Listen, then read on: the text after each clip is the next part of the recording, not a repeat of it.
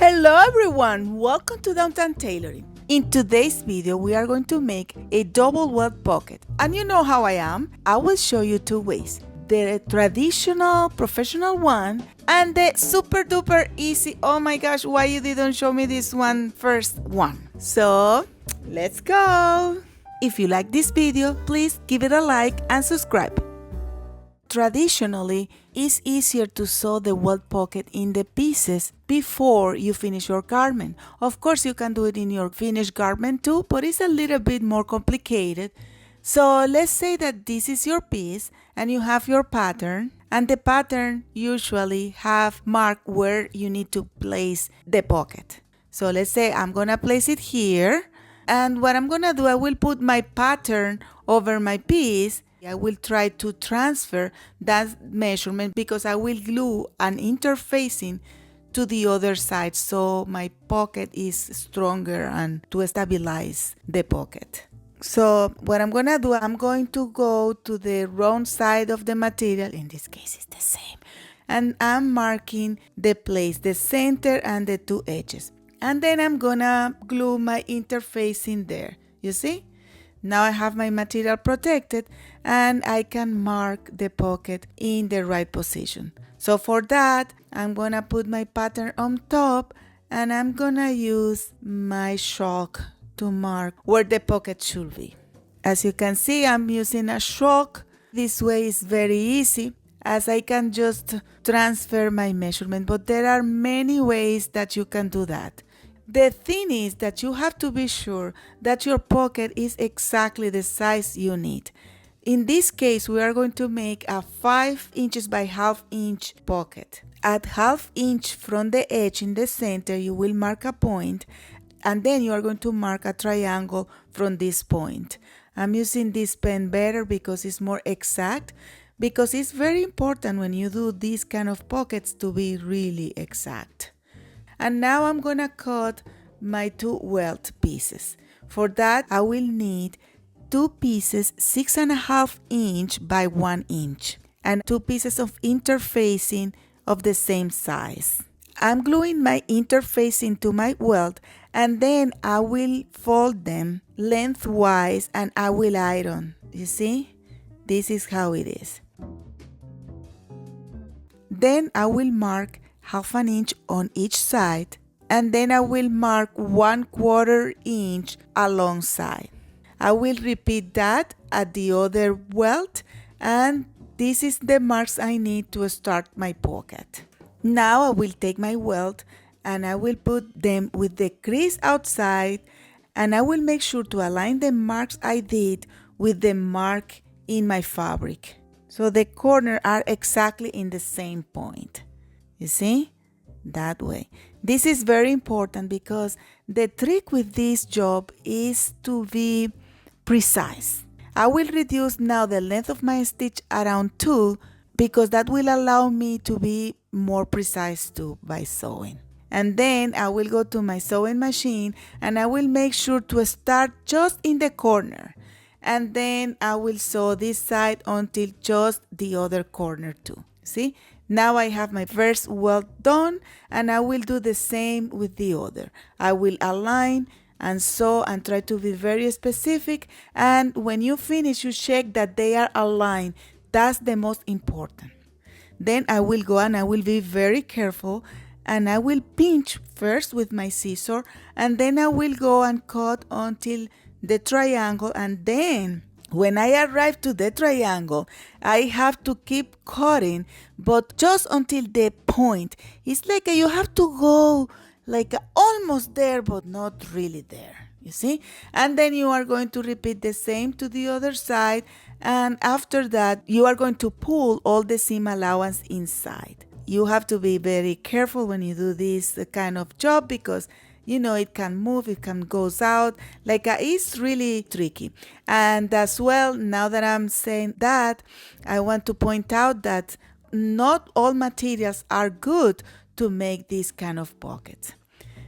After that, I'm gonna sew the two triangles just to stabilize my pocket, and it's basically form the welt.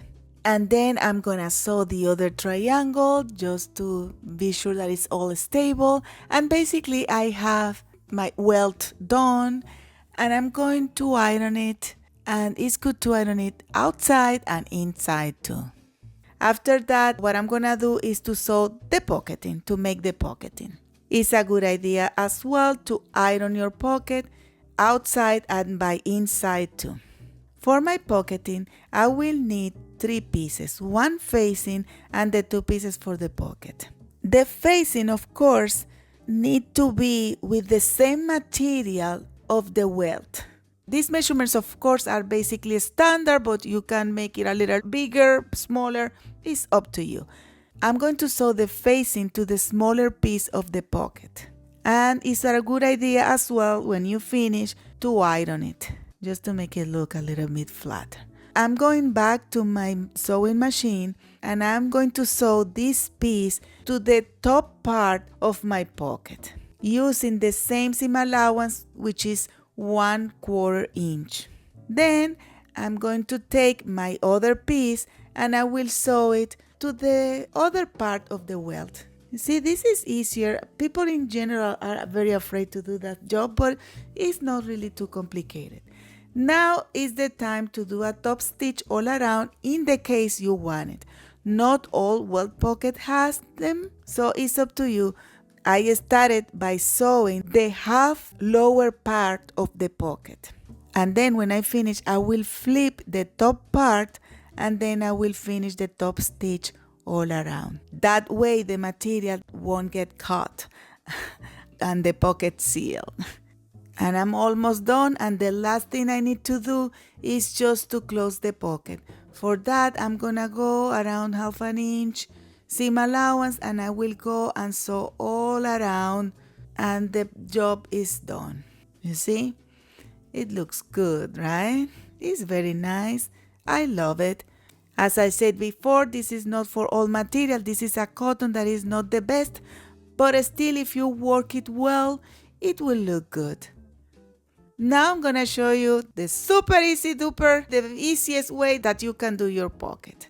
And I will mark in the same way that I showed you before the position of the pocket. So we are basically doing the first steps that we did before. Now we will start to do the different part. You can use the facing if you want to go to do the pocketing, but I promise today that I'm gonna show you the easiest way. So I'm gonna use a bigger piece of material that will become my welt, my pocket, and my facing and my everything. And of course, I have to put interfacing to stabilize the piece.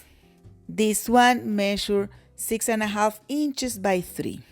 And then I will make sure to center my pocketing with the place of the pocket too. That way, when I'm not that is aligned, I'm making sure that my pocket will be straight and nice. And I'm going now to mark the pocket in my interfacing. And as I did the other, I draw my pocket, and now I'm going to align it with my pieces. Again, the most important thing is to align those corners so you make sure that your pocket is in the right position. Then I'm going to my sewing machine, and I'm going to sew all around. As I did before, I'm using a small stitch because it's easier to drop the needle right in the corner. Although you have to remember that you can shift it and you can move it and play around with it too. When my rectangle is sewn, then I'm going alongside the center line as I did before, and I will cut it with my scissor, and then I will go and cut with my triangle in one side, and then from the center I'll go to the other side and do exactly the same. When that is cut, now we have to form our pocket. So I'm putting everything inside out as I did as the other, but I don't have the welt yet. I have like a hole there.